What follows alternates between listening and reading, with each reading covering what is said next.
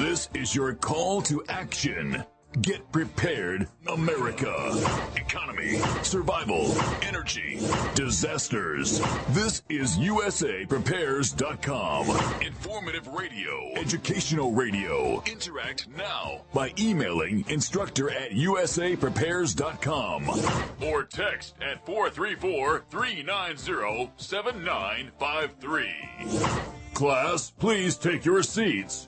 Now, your instructor, Vincent Finelli. Everyone all set, cocked, locked? Here we go. Your dial set correctly to USA Prepares. Thank you for being with us today. Jason is engineering the broadcast in Minnesota. Thank you, Jason. Guineith Isaacs is with us live in Australia.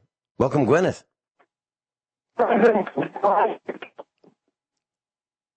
Well, I am well, but your communication is really garbled.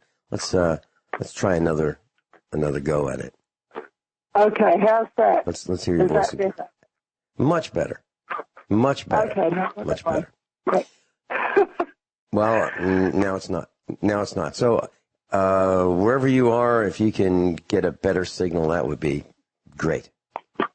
Maybe. Okay, how's that? Is that better? No, not so. That's good. Right there, that's good. Is that okay now? That's a little better, yeah. That's probably the best it's been. So, Guineith, we've been talking about ticks, Ticks, these little parasites. And for years, and we've been saying that, boy, it sure looks like they came from a military experiment. Well, the Sun.co.uk, leading article, ticking bombs. Pentagon ordered to reveal to Congress if its scientists used diseased ticks as biological weapons and if any escaped the lab. Oh, so boy. A bill passed in the House of Representatives requires the Pentagon to investigate. A bill passed in the House of Representatives requires the Pentagon to investigate whether researchers infected the insects in the 1970s and if any were let loose. It comes after a bombshell new book claims the Defense Department was behind the spread of Lyme disease between 1950 and 1975. Congressman Chris Smith, who added the amendment to a military spending bill, said, "We need answers, and we need them now." The bill orders officials to conduct a review of whether the Department of Defense experimented with ticks and other insects regarding use as biological weapon between the years of 1950 and 1975. They must also reveal whether ticks or insects used in such experiments were released outside of any laboratory by accident or experiment design. And the defense authorization bill still needs to pass the Senate before it can be signed by President Trump. Now, I think that's great that they put that in the spending bill. So you all want some money, you're going to have to give us the answers. But how can we depend on them, the Pentagon, investigating them, the Pentagon? How can we depend on them to tell the truth if they did something as horrific as weaponizing insects, letting them loose? Can you imagine?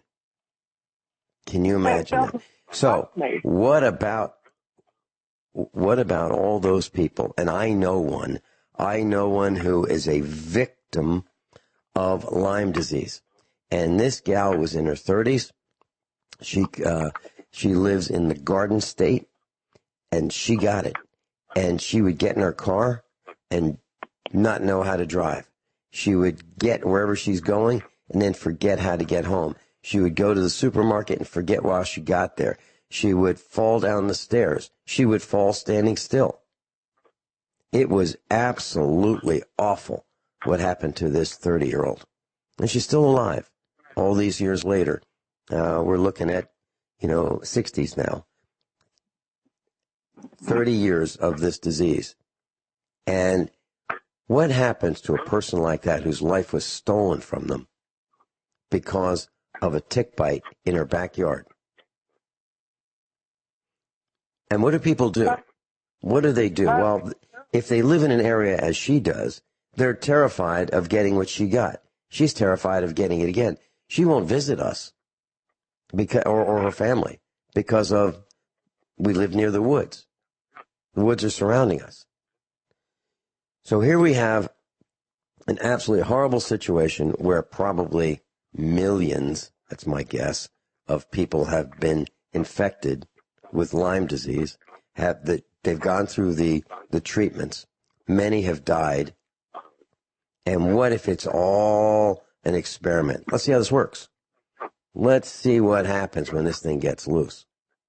And then, to make matters worse, what do people do who live in these areas? Well, they spray. What do they spray? They spray insecticides, killers of bugs. So now we kill the bees. We kill other bugs that are in the food chain. We poison the water. We poison the air. We poison the soil. All because of what? Some jerk in the Pentagon saying, I got a great idea. Great idea. Let's weaponize some bugs. And then we poison the planet as a result of that. So now the question is, what do we do? What do we do with these people? Now, if they're still alive, well, that's easy. That's easy. We give them a hotel for the rest of their lives. A small hotel. 3 meals a day. Bologna sandwich for lunch. Crackers for the rest of the day. Maybe some water. That's what we do with them. But what if they're dead? What if they've inflicted all this on us and now they're dead? Do we go after their families? So, Guineith, what happened in Europe when a family inflicted pain on the villagers? Did the succeeding family members pay the price? Well, often they did. Often, if there was a situation where there was a particular noble lord who went out of control and went and killed a bunch of people, often he would be dragged out of his big manor house and killed, and his family as well. Because the locals often, they usually didn't have guns, but they discovered something, okay? They discovered, Vincent? They discovered that a piece of rope is a weapon. Mm-hmm. That's what they discovered. Yeah, and I think they wanted to make sure that the genetic lineage didn't continue because they thought maybe something was wrong with that lineage, right? Yeah. So they wanted to stop it right then and there. Kill the whole family. You don't need firearms to exert that sort of justice because in that situation, a packet of matches is a deadly weapon and a piece of rope's a deadly weapon and a pitchfork's a deadly weapon. What are you going to do? You're going to ban every kitchen knife and piece of rope, and packet of matches and cigarette lighter? That's what it's ultimately going to come down to. And I think that these elitists have got a really, really short memory. And I'm absolutely not encouraging anybody to go out and do anything like that. I'm just saying this is what has happened. Neither am I. This is what's happened in the past. Neither am I. I'm just talking about what did happen. This is what always happened. It please. happened in past history, and it probably will happen again because this is a cycle that the planet goes through. Guineith, we are experiencing a delay of 1,540 milliseconds right at the moment. That's a little over 1.5 seconds delay from me to the studio in Minnesota. So we're probably, you and I are probably experiencing probably a 3-second delay. So class, if you hear us stepping on each other verbally, that's why. It's not intentional. I just don't know when Guineith's going to talk, and she doesn't know when I'm going to talk. And if we both wait, then the alarm will go off because there will be radio silence, which there's an alarm that will go off if nothing goes out over the air for, let's say, 7 seconds. Then the alarm goes off. Yeah. A little difficult today because of the delay. Dead air. Mm-hmm. Guineith, what would you like to talk about? I'll sit back and listen. Okay. First thing I would like to discuss today, I sent you a video earlier. If anyone wants to see this video, they can go to my Facebook page. I have it linked there already. In Australia, there was a particular cop, and this was in New South Wales, okay, which is the next state over from where we are. And this particular cop, he noticed that there was a car driving around and it had no plates on it. So what he did was he put on his lights, he did a U-turn, he put on his lights and put on his sirens, and he followed this car that had no plates, and this car didn't speed up, but it didn't slow down either. It sort of pulled over to one side, but then it went back on the road, and then it pulled into a house, and the cop jumped out of his car and raced over to the garage where the driver of the car was busy getting out of their car, and held a gun to the driver's head and basically said, "Get on the ground, get on the ground, get on the ground." And the thing is that the driver of this car was an elderly woman with a back problem, and she was on disability benefits. And she was a sweet old lady and had no idea that the cop was actually, flashing his lights and sirens at little old her.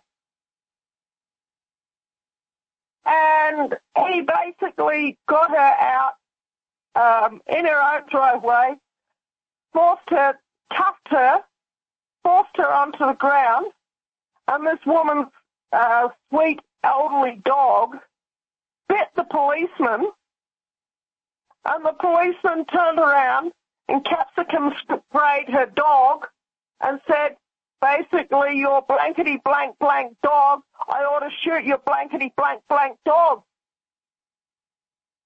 How's that?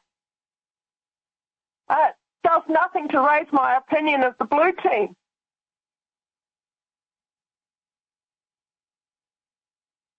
Vincent. Guineith, you used the word in your email to me with that link, keel hauling, KEELHAULING. Would you mind explaining to our class what is a keel hauling? Okay, a keel hauling, and I should point out that this is figurative. I've got no intention of actually physically doing this, but this is a figurative. But in an actual keel hauling, what you would do is you would tie a rope around the victim or subject's hands, and then a member of the crew who could swim would take the other end of the rope, dive underneath the ship, come up on the other side, and the other end of the rope would get tied to his ankle, and then the soul would get pushed overboard and would be pulled using the rope along the underside of the ship. Hold that thought. I'm talking about keel hauling. Class, let me spell it for you. KEELHAULING. And this is where a person is tied from one side of a ship to another, a sailing ship, and is dragged underneath the ship or the boat when it's underway. And my understanding, Guineith, is that keel hauling is a Royal Navy punishment technique. Is that true? Yes. Navies all over the world used it. So the US Navy used it, pirates used it, various navies used it, and it was a very, very serious punishment, because usually what would happen is that the soul would get scraped by the barnacles and algae and all the rest of the junk that, accumulated on the ship's hull, and usually those cuts would get very, very infected. And usually the soul, if they were alive when they came up on the other side, would die in the days and weeks afterwards from systemic gangrene. That's usually what would be the fate. And it was pretty rare for somebody to actually survive a keel hauling. So like I say,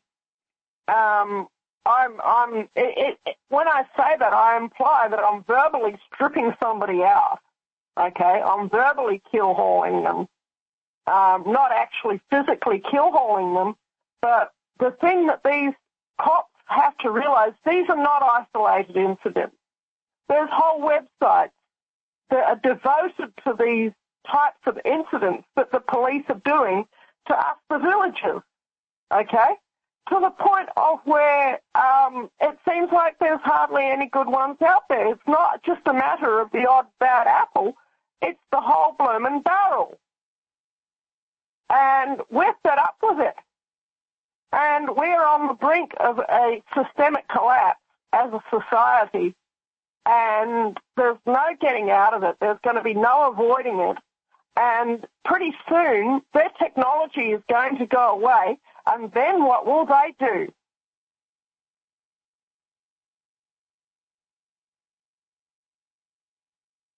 Vincent. What you're saying is if we have something like a grid-down situation, these guys won't be able to communicate with each other, and they won't be able to have multiple cars show up at the same time where they can gang up on us. It'll be just more like, more like a fair, even, level playing field. Yeah. Yeah. That's exactly what I'm saying. It said that yeah, we're not advocating keel hauling. Our team doesn't do that. Our team doesn't. Anyway. But what I'm saying is there's a lot of people out there who don't have the patience and the tolerance that you and I have, Vincent.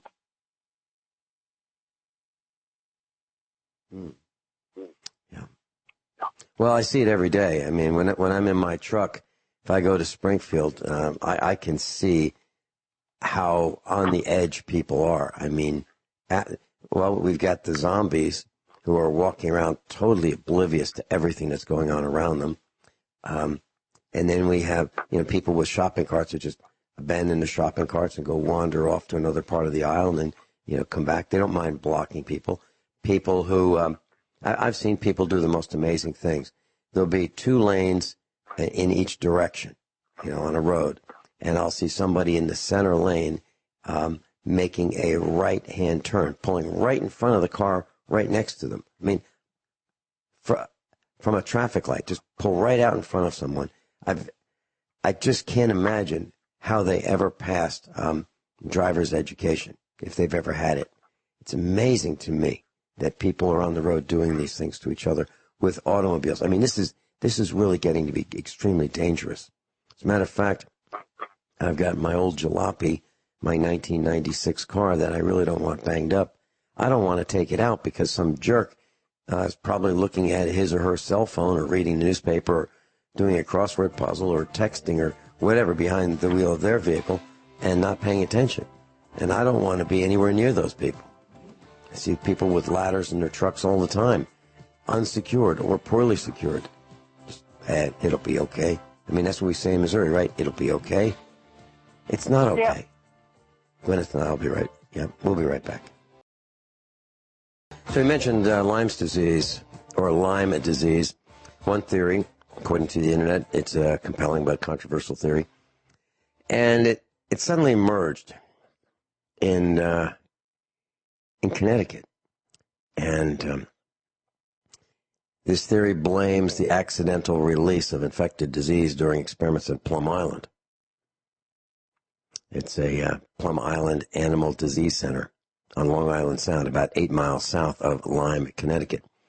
And untreated Lyme disease can spread to other parts of your body for several months or years after the infection, causing arthritis and nervous system problems. Can it kill you? Well, early stage Lyme disease responds well to treatment. Most cases, an antibiotic for 2 to 4 weeks kills the bacteria and clears up the infection. But it can be really, really serious and affect your nervous system and your heart. And as I mentioned, I know someone who has it. And can you imagine getting in your car and getting there wherever you went, and then forgetting how to drive, not knowing how to operate your vehicle once you get there and you want to come home, or forgetting where home is, or forgetting your phone number? And in those days, cell phones weren't everywhere, so you could be stranded, not knowing where you are, where you live, who you are. Pretty serious stuff. And if this was caused by a laboratory, there should be hell to pay. These people should be imprisoned, tried, convicted, and imprisoned for our crime. Ecocide, killing lots of things. Now, just my thoughts. What a mess. What a mess. Serious. And so, does government do anything right? Does government, one thing, just one thing. I don't think so. I can't think of a single thing that government does that get right. Can't think of anything, Vincent. Everything they touches turns to a big stinking pile of manure. And actually that would be an insult to the manure, because manure is actually good for something. You can actually fertilize your garden with manure. Probably a better analogy would be a big stinking pile of radioactive waste. It seems and they've done that too. And they're responsible for that. Yeah, Governments they're responsible for 3 Mile Island.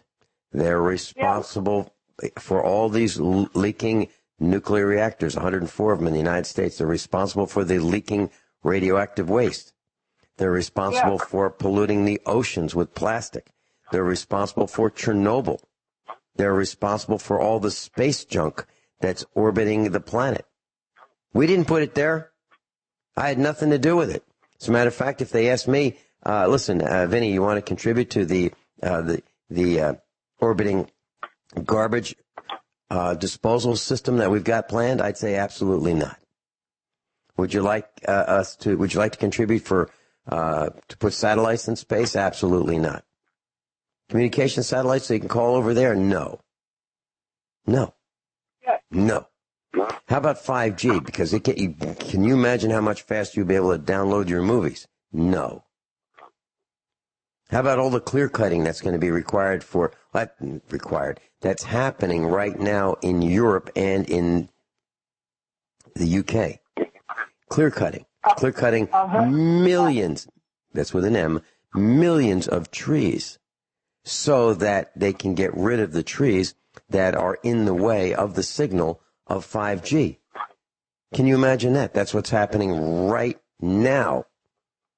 Hey, Vincent, are you saying you live on a piece of land that is covered in trees, that the that the 5G signal will not be able to get to you?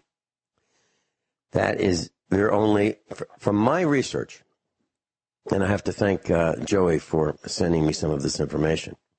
From my research, there are two things that stop 5G really well. One of them is dirt, the earth. The other one is leaves. And I was talking to Joey, and I have a theory about this, and I'll probably ask Ricky tomorrow about it.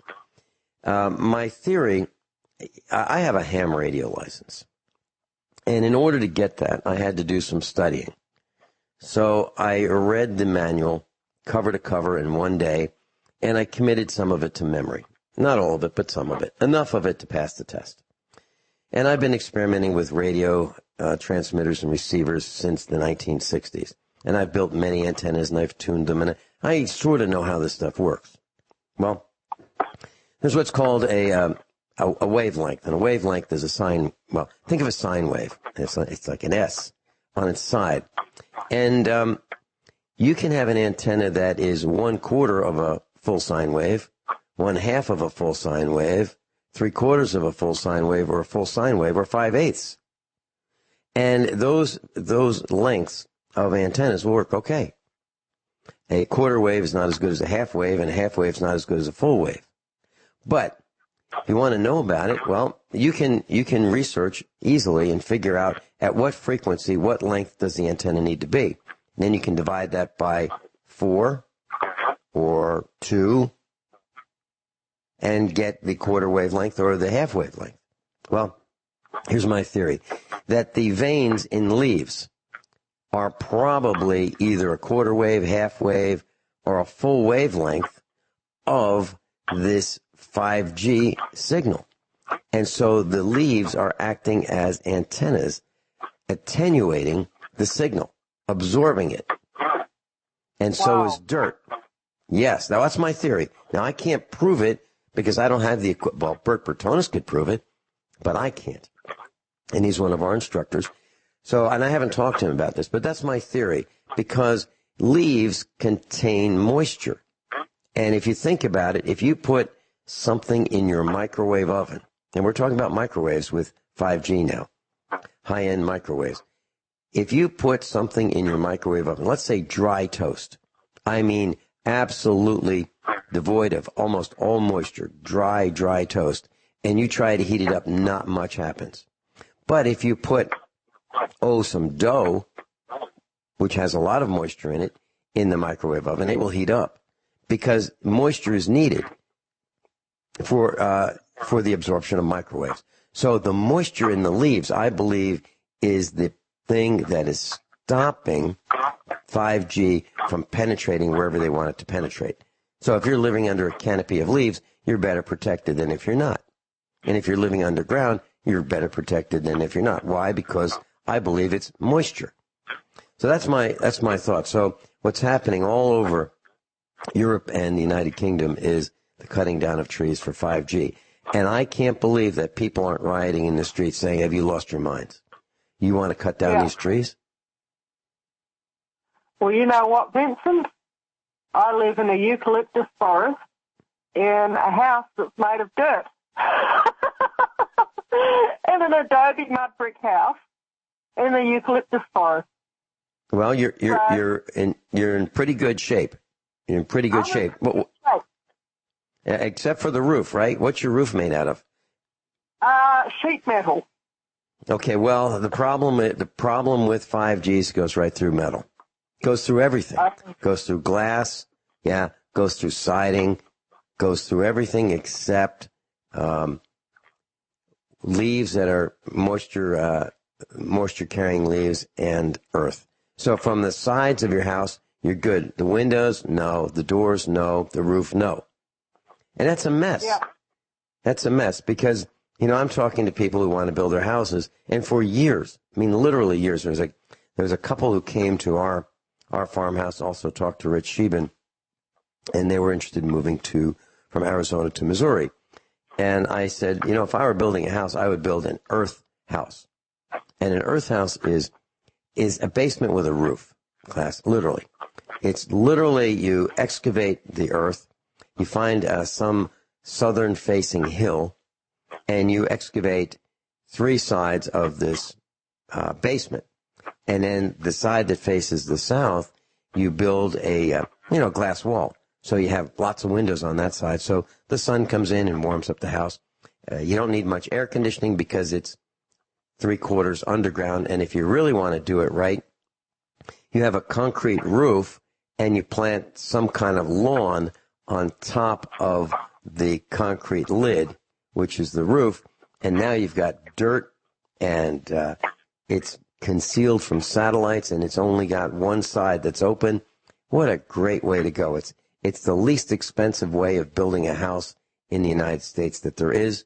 It's the least expensive to heat and cool, and it's tornado resistant to the greatest degree. It's awesome. What a great way to go.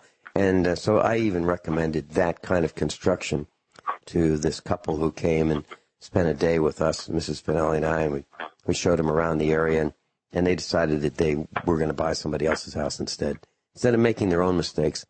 And I got to tell you, that's just one pet peeve of mine. Why do people buy other people's mistakes? Why do they do that? Why? Well, I don't know. Until you build your own house and make your own mistakes, I guess you don't realize how great of an idea it is to build your own mistakes.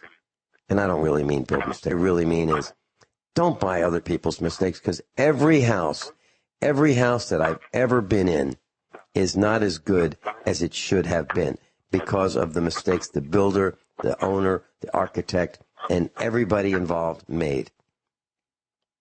Guineith, would you agree with that every house that you've been in, every house, wherever it's been, has had mistakes?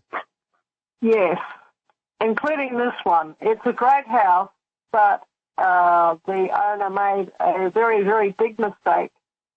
And that is that they did not use native eucalyptus timber for the beam. They used Oregon pine. And they made the doorposts out of Oregon pine. And the local termites happen to love Oregon pine.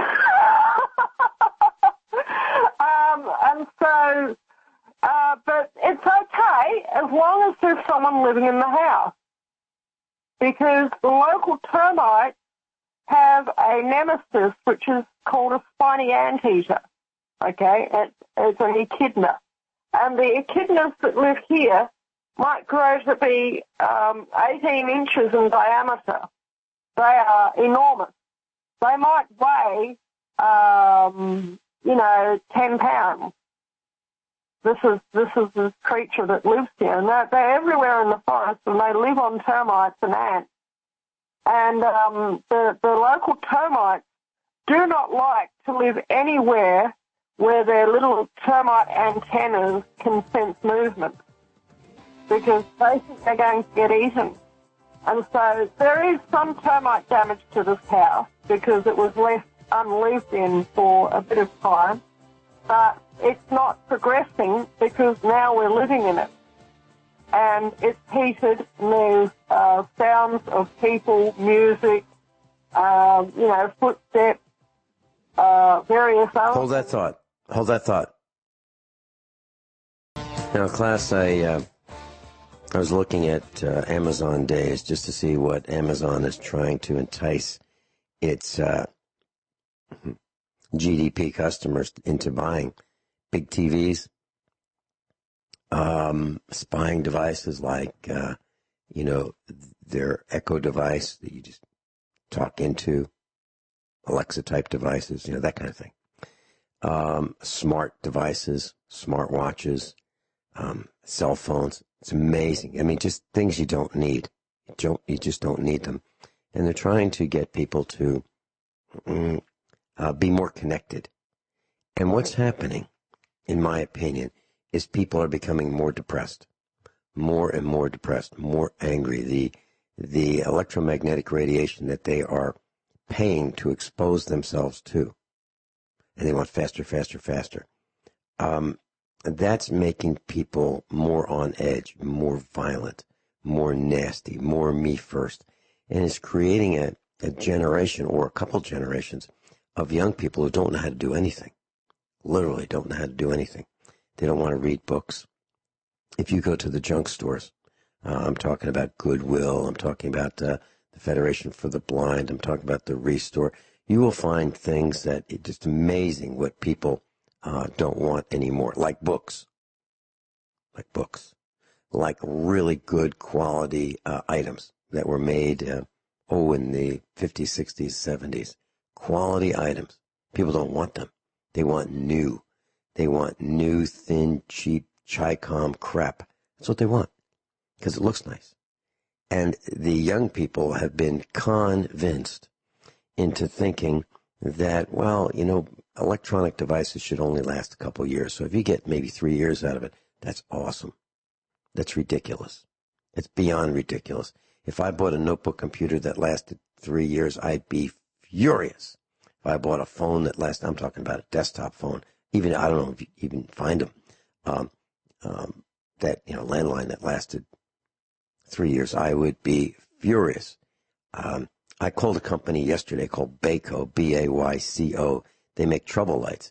And I said, I just called because I have a trouble light, one of these lights with a yellow cord that fluorescent 13-watt light. I use it under my hood of my vehicles. It's been going great for 30 years. It is great. And and after 30 years, the lens finally broke, and I can't hang it up anymore because I would hang it by the lens, which is where the hanger is, and so I can't hang it anymore. So it's kind of tough to use it. So I bought one just like it, sold by Pep Boys on the internet. But the one I got was this new cheap, crappy Chinese one. And instead of having a 20-foot cord, it has a 5.5-foot cord. So I was talking to this gal in customer service. I said, I want you to think about this. So the average garage door is 8 feet wide. And then you have 2 feet of width on either side of the garage door. So now your garage bay is 10 feet wide. And so the center of that garage is 5 feet from the wall. Now you have a 5.5-foot cord on your light. It's impossible to use that darn thing. Who engineered that? Who approved that? What people were involved in that decision? And I said, here's what you tell next time you have a meeting with your boss. And you say, look, next time those engineers come out with new products, invite 3 of us who take these phone calls and get beat up by the customers because we have such crappy products. Have us come to the meeting, and we'll tell you what the complaints are going to be before you even build the product. She said, what a great idea. They won't do it. No. Because no.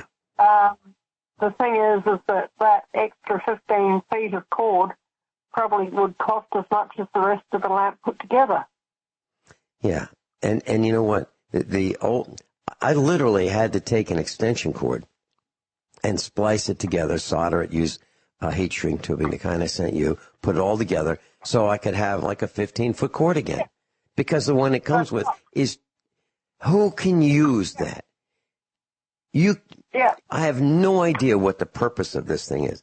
I said that even the tube is too short. And you've got this lens on the end so you can use it as a flashlight. What? That makes no sense. No sense whatsoever. So they built a product that is worthless. It's made in China, and Pep Boys sold it. They showed a picture of the old style, the one I really wanted. I paid more for it. And they sent me this new Chi-Com one, this crappy Chinese one. And I said, by the way, the switch broke. The switch broke after a year. Can you send me one? And she said, well, what's the model number? I said, I have no idea. She said, it's on the box. I said, well, I don't have the box. I threw the box out a long time ago. And nowhere on this Chi-Com made trouble light from Baco does it say the model number. Nowhere. Nowhere. Now, the reason I had their phone number is their phone number was on the old one. I was in the shop and called them right up. Another company why would I buy a product from Baco? B-A-Y-C-O. Why? Well, the only reason might be if they're the last one standing. That might be the only reason. Yep. We're going. Yep. Guineith and I will be right back. Guineith, what do you want to talk about on the other side of the top of the hour news? I would love to talk about permaculture farming and natural sequence farming. Permaculture and natural sequence farming with Guineith Isaacs, who does it live in Australia. We'll be right back. Everyone all set? Hour number 2, USA Prepares. Guineith Isaacs is with us live in Australia. Guineith, just one quick thing I wanted to mention before we talk about permaculture and natural sequence farming. Yesterday, we got credit cards in the mail, and they're just, the new credit cards.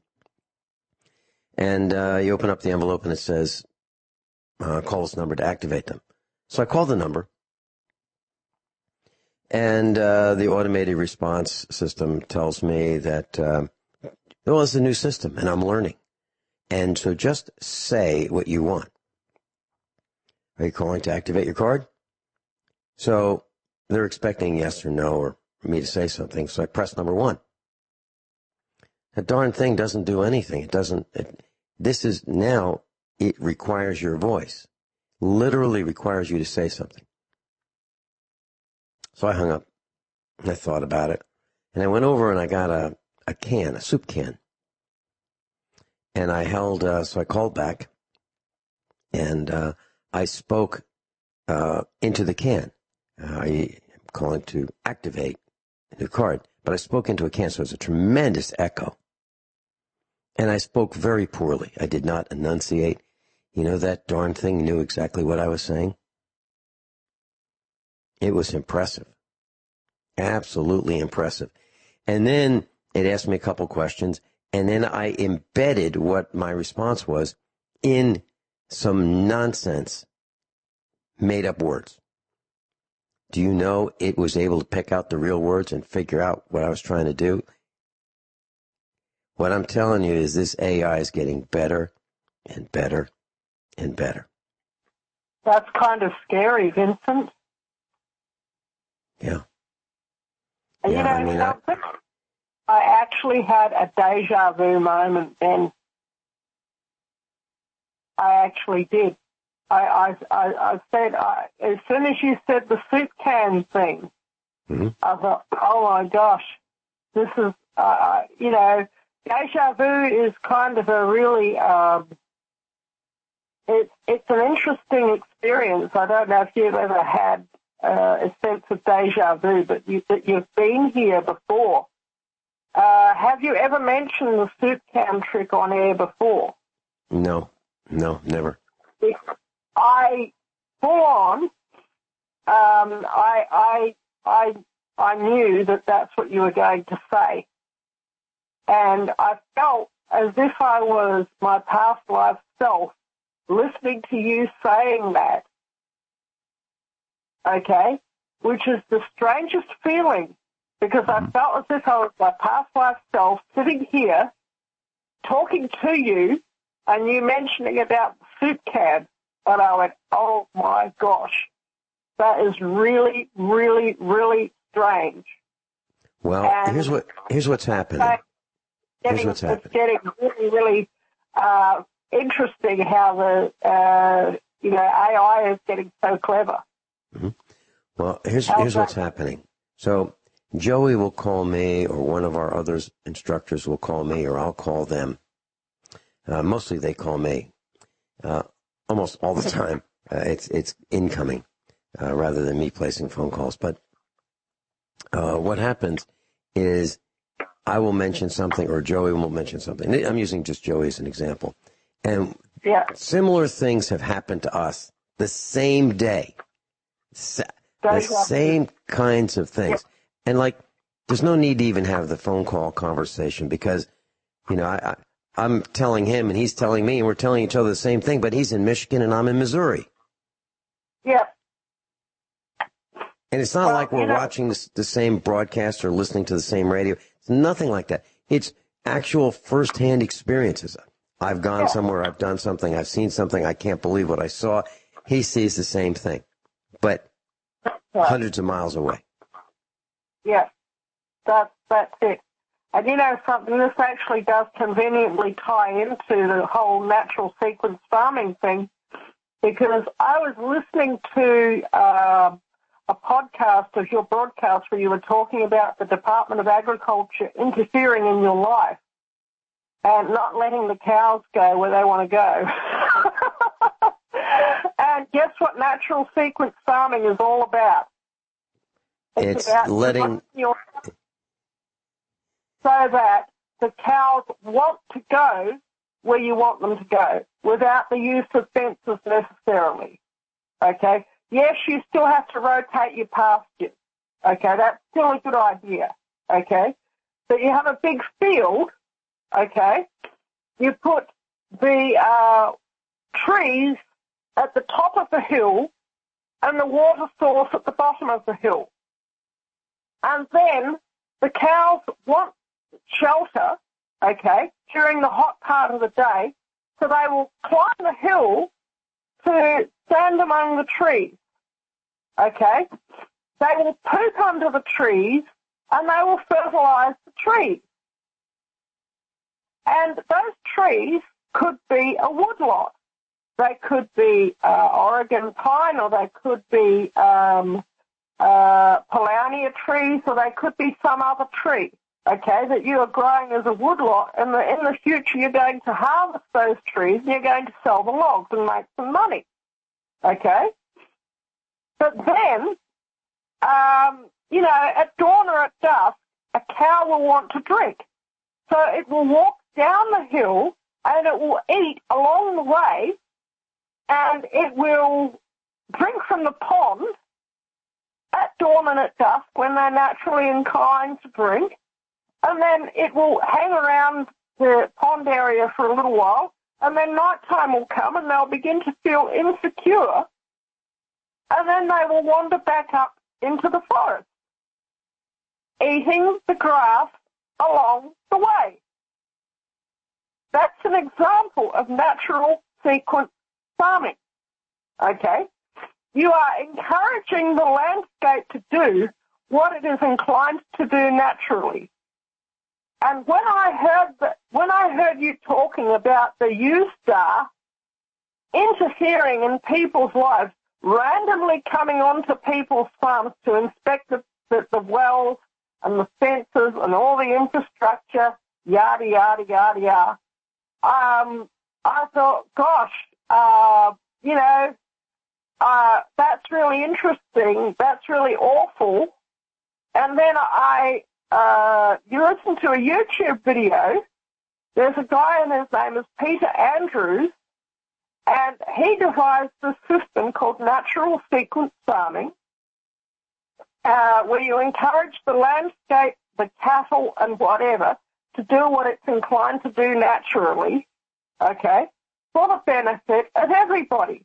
The cows are happy, you're happy, the trees are happy, the dam does not, because I can guarantee you, if you put a pond in the middle of the paddock and cut all the trees down, your cows are going to be miserable. They're going to eat out the grass all around the pond, and you're going to have a big bare patch near the pond, and they are not going to be inclined to go to any other part of the paddock. Isn't that right, Vincent? You're exactly right. And Guineith, the way we farm here on our farm in Missouri is exactly what you're talking about. And there's one other component to that I'd like to teach the class, and that is the purpose of grass. Now, grass is great because the cows like it, but it's also a filter, and it filters what's running downhill, and it prevents erosion. Yeah. So, yeah, and it slows down the flowing of water. The roots hold the soil together so you have less erosion. It's absolutely a wonderful thing. And what we do is exactly what you say. At the low end, that's where we have the ponds for the cows to drink. In the higher end, that's where the trees are. There's grass in the middle. They walk across. And we have trained our cows. Literally, we can call them. I can say, come on. And they'll all start mooing, and they'll come right over. Or any member of our family can do the same thing. So that's our cattle call, and different farmers have different cattle calls. But they know who we are. They know the sound of my truck. They know the sound of our son's truck. They know the sound of our old jalopy farm Jeep. They know what these vehicles sound like. And when they hear them, and they hear all kinds of vehicles going up and down the dirt road, they don't pay attention to them. But they know the sound of these three trucks. And their heads go up. They start moving and say, here we are. And we can go over to whatever field they're in, and we can go to a gate, and we can just call them one time. And they'll all come running because we've trained them as to what's next. So they know what field is going to be next, what strip of grass is going to be next, whether they're going to be crossing the creek. They know exactly what we're doing because we've trained them. And these are cows. And it's not like training a puppy. It's a lot different. But these cows are wonderful. And so we're not fighting nature. We're absolutely not fighting nature. We're working with nature. Actually, we're letting nature help us. But if you look at the USDA, also spelled USDA, those guys will encourage you to put your cows in the sun and keep them in the sun and keep them in the rain and keep them in the snow and the sleet and the hail and the freezing weather and the wind. That's what, hey, that's the way to do it. That's modern farming, according to them. We think that's ridiculous. So we don't want those guys anywhere near our farm. We don't want them to destroy our farm like they've done to other people. You know, to have them dependent on the grid. Can you imagine? Can you imagine having, if you're a farmer, you've got to come up with 30 gallons of water per day per cow. 30 gallons per day. So, wow. 100 cows, 3,000 gallons of water a day. Well, ours comes from the sky. It lands on the grass. It gets filtered by the grass as it runs downhill into the ponds. The catfish swim in the ponds. The turtles swim in the ponds. There are small fish swimming in the ponds. There's a little ecosystem there. The cows at the bottom of the pond, we have a cattle waterer that has a float tank like a toilet does, and a water closet, if you will. And they can stick their head and drink out of this water trough, which has a float to keep the water level at the right height so they can drink out of it. And it doesn't let them, go into all the ponds. So some of the ponds are just for drinking. Other ponds they can go and swim in. Yeah. That's the way we do it. And I'll bet you have reeds, big reeds growing around the edge of your pond, like bulrushes. We do, and we have we also have some trees, and we have some evergreens, and we have some deciduous. Yeah, we do. So you replicate natural system, right? Which is exactly what natural sequence farming is. Let's talk more about that when we come back. Guineith Isaacs live in Australia. Just a quick update. The next couple of days, we're expecting a massive increase in temperature in the Northeast. So, actually, even in the Midwest. So, for example, if you live in Washington, D.C., Newark, New Jersey, New York City, Philadelphia, Pennsylvania, Atlantic City, New Jersey, Richmond, Virginia, those areas, temperatures are going to be really, really high. It's going to feel like 105 degrees. And so think about this. So, well, what do you do when it gets hot? Well, you turn on your air conditioner, right? Okay, so all these buildings in New York City, Chicago, Newark, New Jersey, the cities I mentioned, all these air conditioning units are going to be on. And what happens? They dump the heat where? Outside. So outside gets hotter, so you turn your air conditioner cooler. So outside gets hotter, so you turn your air conditioning cooler, and then the power goes down. Because the grid is old, and it's fragile, and it can't necessarily take these weather anomalies. So be prepared for a power outage in the cities that I mentioned: Chicago, St. Louis, Cincinnati, Washington, D.C., Newark, New Jersey, Atlantic City, Richmond, Virginia, etc. So pay attention to the weather, stay hydrated, and it's going to be through the weekend. Some places will feel as hot as 110 degrees Fahrenheit. Unbearable. And, I look at these cities like New York City. What do they do? What does New York City do? They take. Do they raise animals? Do they make food? They take. What do people do in New York City? They go to ball games. They go to theater. They go shopping. They go to restaurants. What else do they do? What do they do to help the world? Is that where innovation comes from? It's where finance is. Finance. What does that do? That takes from everybody. Just my cynical opinions of what's happening. Guineith, let's get back to Earth. Yes. I would not live in the city now for all the tea in China, as the saying goes. The cities, every city that I know of, even towns, heading into a terrible systemic collapse. Okay? And there's no reversing it at this stage as far as I can see. And, collapse is something that I actually studied at an academic level at university as a part of during my degree all those years ago. Because collapse is a really, really important environmental influence. But that's why I bought the place that I bought. That's why I live in the middle of nowhere. Because, yes, it's hard, but, you get used to any hardship that you have to live with, Vincent. And you know what? I would rather have the hardship here, which is a natural hardship, okay?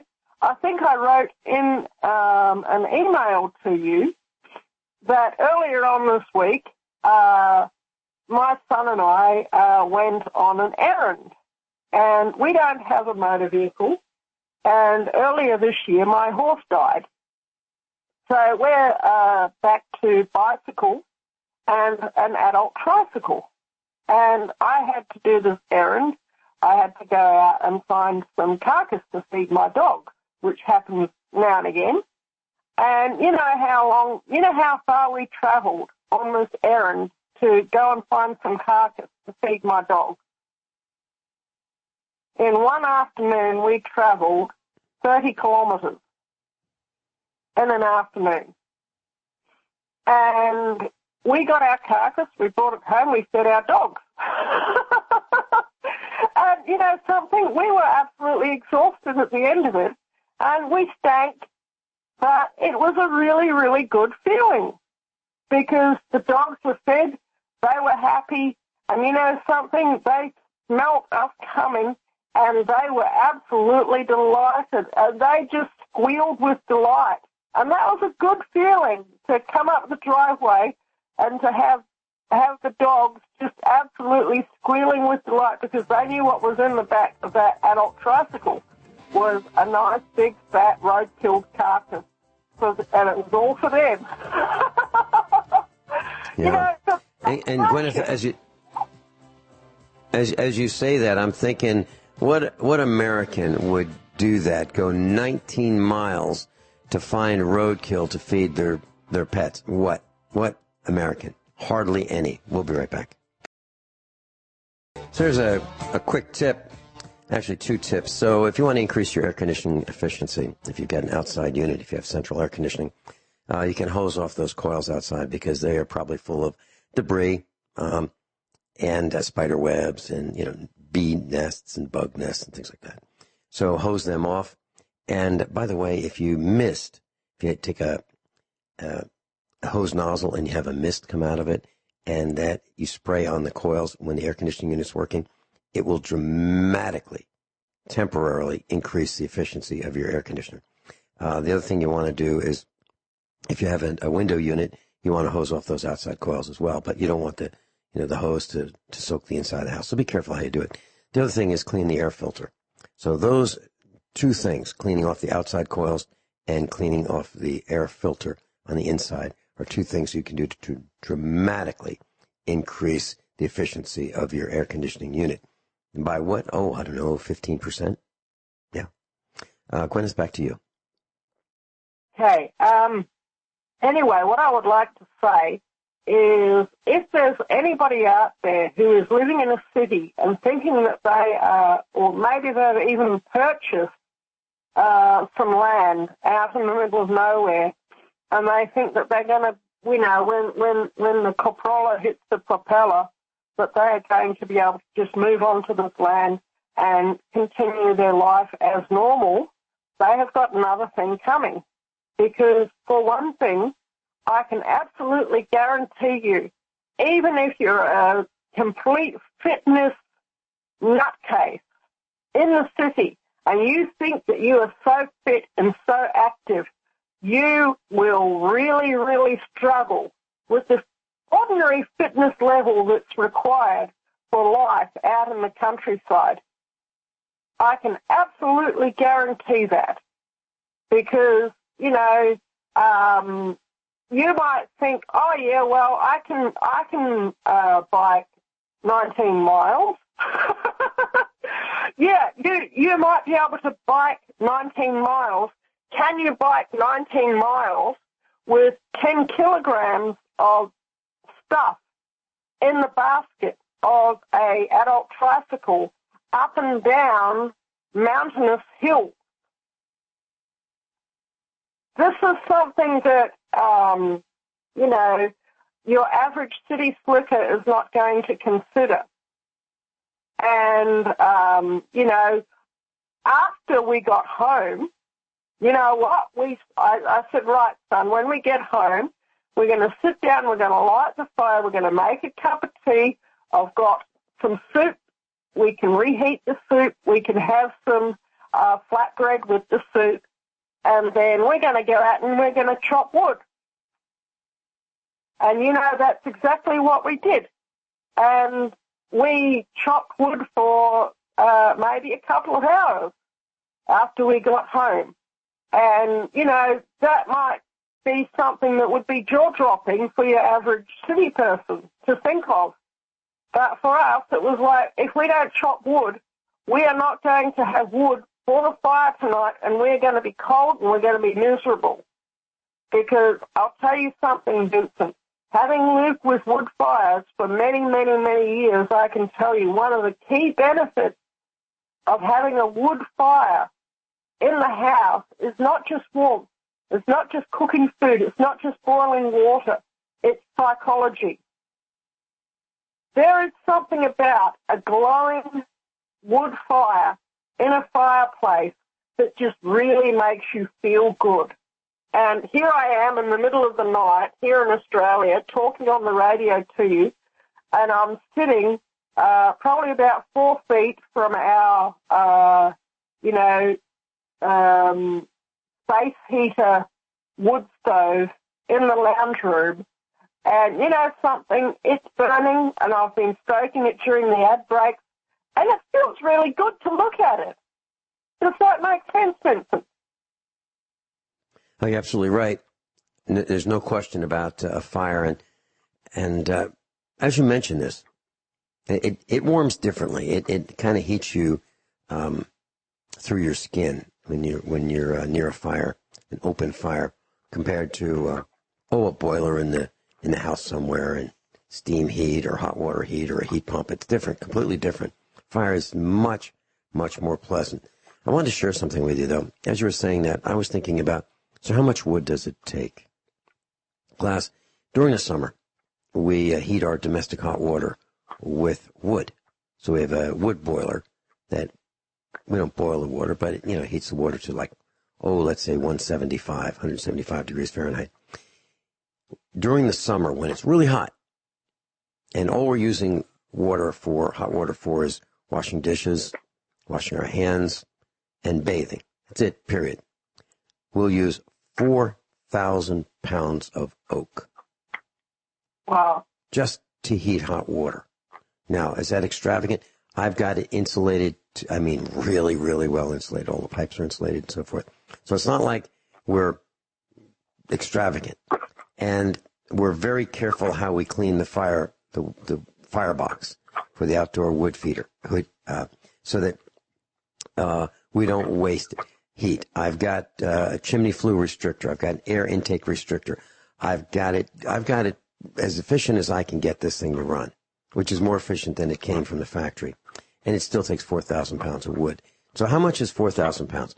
So if you have a regular pickup truck bed, not like these new short beds that are 6.5 feet long, if you have a full-size pickup bed, an American-style pickup truck, half-ton pickup truck, that's 8 feet long, it will take 3 full heaping loads, as much as that truck can carry, 3 of them, to heat just the hot water for the summer. Wow. That's nothing compared to what the winter's like. It would probably take 30 or 40 of those truckloads of wood to heat the house for the winter. And I'm talking about a closed cell foam insulated house with top-notch insulation, the best you can get, the most efficient I could build. Okay? And we don't heat the house really hot anyway. So what I'm saying is wood, you're going to use a lot more than you think. A lot more than you think. Whatever it is, multiply it by 5. We have, we don't have a huge house here. Our house would probably be around about 1,000 square feet. Okay? And it's divided into approximately 4 living spaces. So 2 bedrooms, a living room, and a kitchen. Okay? and it's fairly open plan. We would use, during the summer, we would use 2 banana boxes full of wood, or 1 wheelbarrow full of wood. This is our measure each day during the summer. During the winter, we light both fireplaces, and we will use 3 or 4 banana boxes full of wood. So 1.5 to 2 wheelbarrowfuls of wood per day. And that wood has to be chopped. It has to be, we're very fortunate here. We live in a eucalyptus forest, and eucalyptus trees have this habit, okay? They drop branches in a high wind, okay? They grow to a certain height, they grow to a certain maturity, and they self-prune. The lower branches die and they fall to the ground in a high wind. And you just stay out of the forest in a high wind, or you'll get a branch on your head. But it means that we never have to cut trees for firewood, because anytime there's a high wind, we will get a new lot of firewood deposited on us from the trees that grow here. And these trees that grow on our land are hundreds and hundreds and hundreds of years old. And some of them, the stumps are absolutely enormous. With some of them, the stumps would be 2 and 3 feet across. So ancient trees, and they were cut down many years ago for to try and turn this area into farmland. It's not very good farmland. It's granite soil. And so whoever it was, their farm failed, and the forest naturally regenerated, because the eucalyptus stumps sent up suckers, and the suckers grew into new full-size trees. And all of this happened probably about 40 or 50 years before we got here. So the trees themselves, the stumps, are absolutely enormous. But the trunks are about 40 or 50 years old. They're at the age where they're beginning to drop branches, okay? And that's good, because it means that we never ever have to cut trees for firewood. All that we have to do is go up in the forest and collect dry branches, bring them back to the house and chop them up and put them in our fireplace.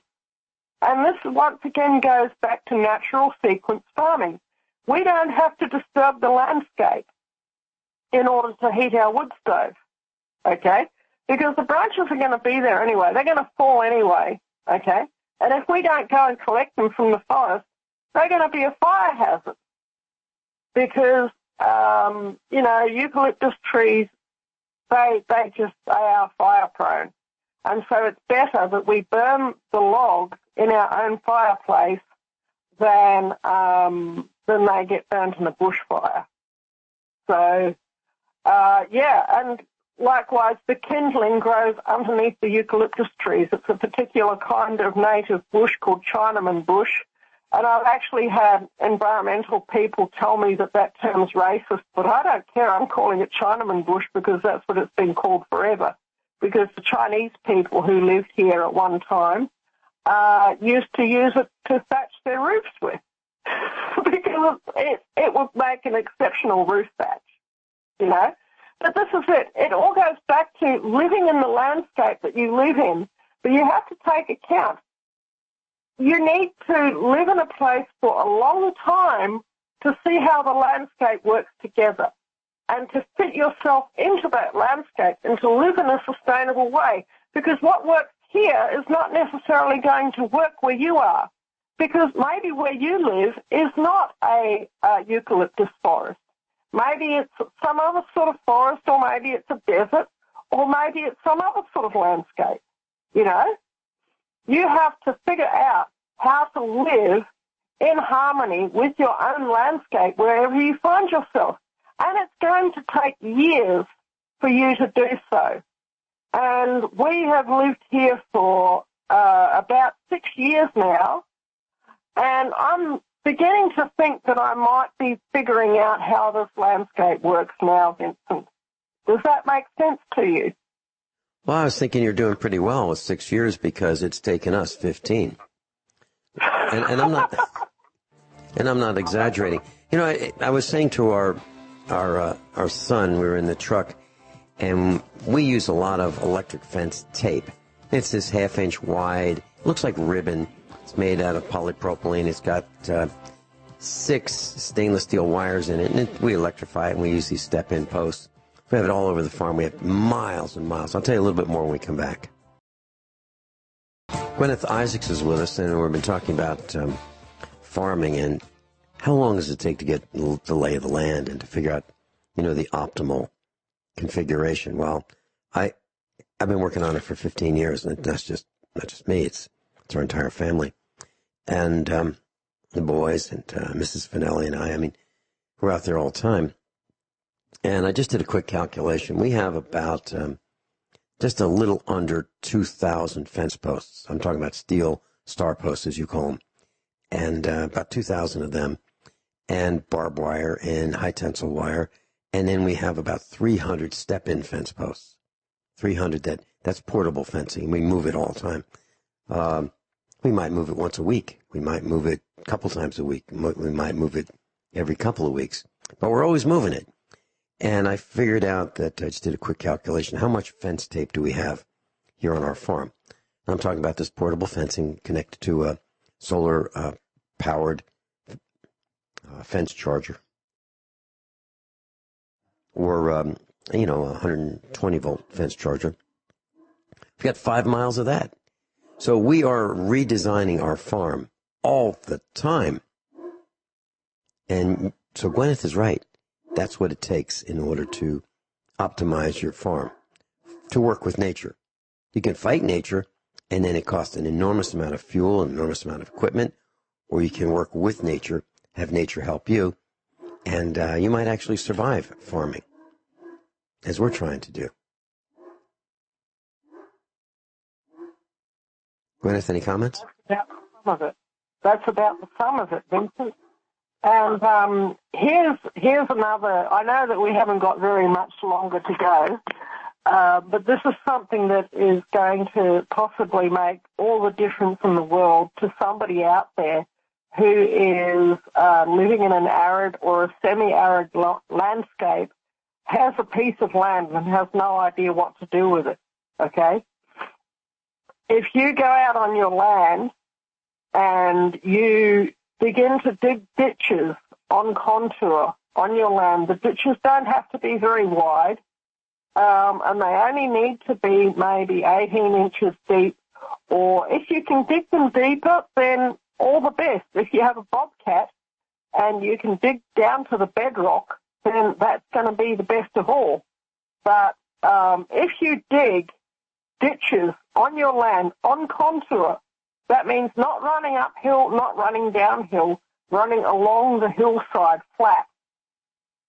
When it rains, the rain, and if you pile the soil up on the downhill slope, okay, then when it rains, the water will run into the ditch and will soak into your soil. And what it will do, it will raise the water table, and you will find that in your creek valleys, you begin to get springs develop, okay? And especially if you have a large piece of land and you do this on the high point of your land, and if you make a berm across the creek valley with an overflow point, you must put the overflow point in, okay? Because otherwise you'll breach your berm and you'll create a flood. A flash flood, which could be catastrophic for the people downstream, which is probably you, first of all, and then all your neighbours. But if you do that, if you make a berm across the creek valley, put an overflow point in properly, go on the internet and find out how to do it properly, okay, the water will soak into the soil at the top of your creek valley, and you'll find that you get springs develop lower down in your creek valley, and that you may even get a running creek back in the creek valley. Even if you live in an arid or a semi-arid area, you may well find that in your dry creek bed that you have a flowing creek, or that you have a set of water holes developed in your creek. I think that, that is probably, there's somebody out there in the class that really, really needed to hear that was in desperation as to the fact that they bought this piece of land in an arid area and was in desperation as to what they were going to do for water, Vincent. You're describing our farm. What we have is we have contoured land. It's been bulldozed. We have the berms. The water's channeled, and it really works well. It really does. We have a little more water than an arid situation. I mean, we've got plenty of water right now, but what has happened is all of the land has been designed to work with nature. And, we have our droughts, and then we have periods of lots of rain. But one point that I'd like to make sure we mention, if you think that your neighbors are going to be irresponsible and cause you a flooding situation, get higher up than they are. Don't buy land that is in the path of destruction. Move up the hill. Yep. Move up the hill. That's what we did. Yeah. We don't have any neighbors that can flood us out. None. Not one. Yep. Guineith, thanks so much for being with us today, sharing your wealth of knowledge. God bless. Class, above all, honesty and integrity. What happens next is up to you.